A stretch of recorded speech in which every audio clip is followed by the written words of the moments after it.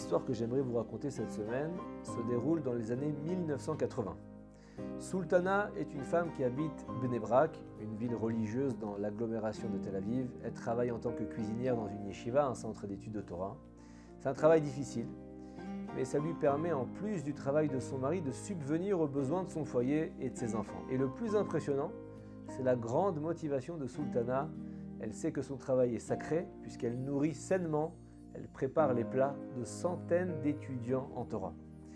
Et malheureusement, un jour, sa vie bascule. Son mari est frappé par une rupture d'anévrisme sur son lieu de travail et il meurt sur le coup.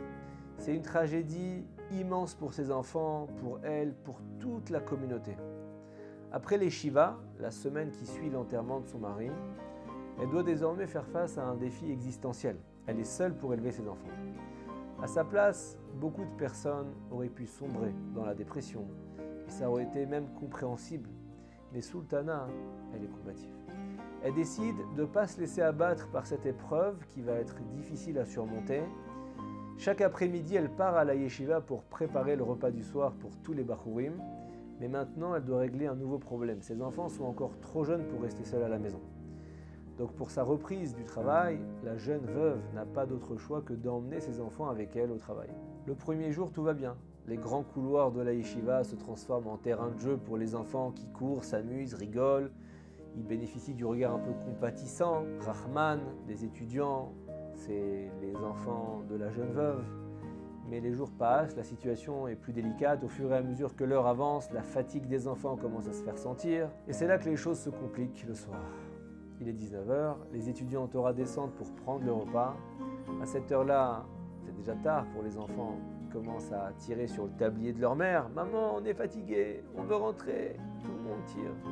Sauf que 19h, c'est un peu l'heure de pointe pour la maman qui peut évidemment pas rentrer chez elle. Une fois que les étudiants ont fini de manger, il faut tout nettoyer. Il y a une vaisselle d'une centaine d'assiettes à laver, des marmites à récurer, une serpillière à passer dans la salle à manger. Alors, c'est impossible de finir avant 22h. Et pendant tout ce temps-là, les enfants s'accrochent à elle en se plaignant. Ils pleurent, ils sont fatigués, ils ont envie de rentrer, ils sont épuisés. Mais Sultana aussi, elle est épuisée, la maman. Mais elle serre les dents, elle n'a pas le choix. Il n'y a personne qui peut la seconder. Et là, un groupe d'étudiants assiste à la scène. Ils voient cette mère épuisée, ses enfants qui n'en peuvent plus. Les étudiants se regardent et l'un d'eux dit « Les amis, on doit faire quelque chose ».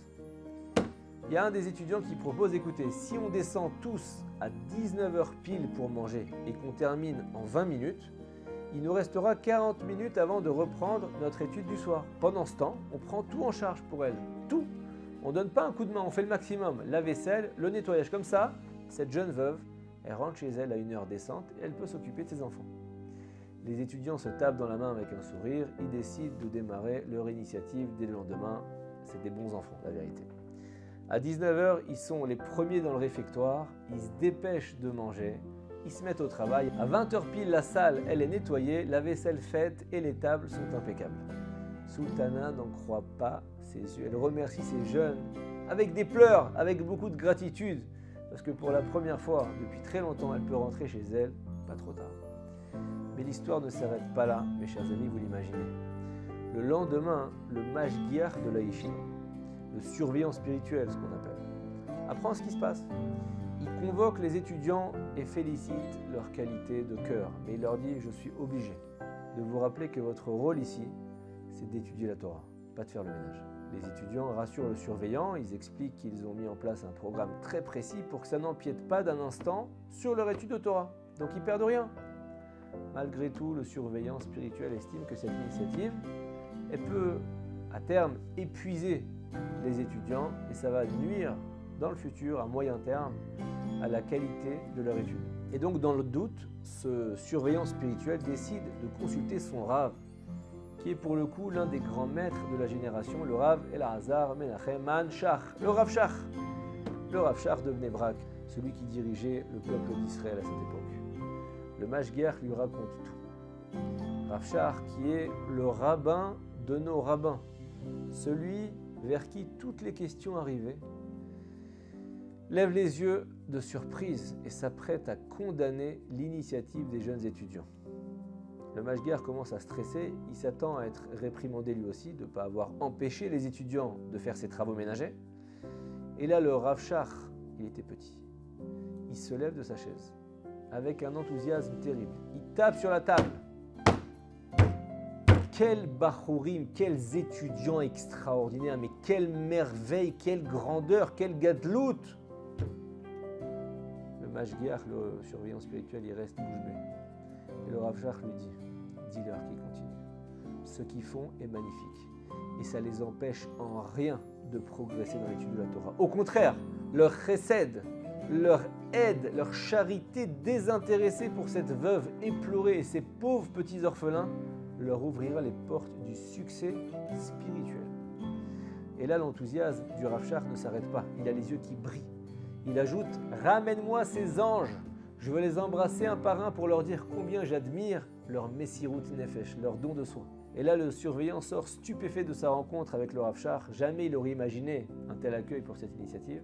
Il va chercher les étudiants pour leur faire rencontrer le Gadol Hador, le grand de la génération qui les embrasse, qui les félicite, qui leur donne sa bracha, sa bénédiction. Et aujourd'hui, il faut savoir que ces jeunes-là sont devenus des responsables de centres d'études et des directeurs spirituels de tout premier plan en Israël. Grâce à l'action des jeunes enfants, Sultana, la jeune veuve, elle a pu redonner un équilibre à sa vie après une terrible épreuve. Elle a réussi à faire grandir ses enfants dans la Torah, les mitzvot, et elle leur a donné tout l'amour dont ils avaient désespérément besoin après le décès de leur papa, alors qu'ils étaient tout jeunes, et les a fait grandir d'une façon équilibrée. Dans le judaïsme, le soutien à la veuve, à l'orphelin, ce n'est pas seulement un acte de bonté, c'est une obligation que Dieu nous donne, dont les conséquences spirituelles sont profondes. Si on est confronté à un cas pareil dans notre vie, ne nous demandons pas si ça va nous prendre du temps. Demandons-nous plutôt qu'est-ce que Dieu attend de moi maintenant. Shabbat Shalom.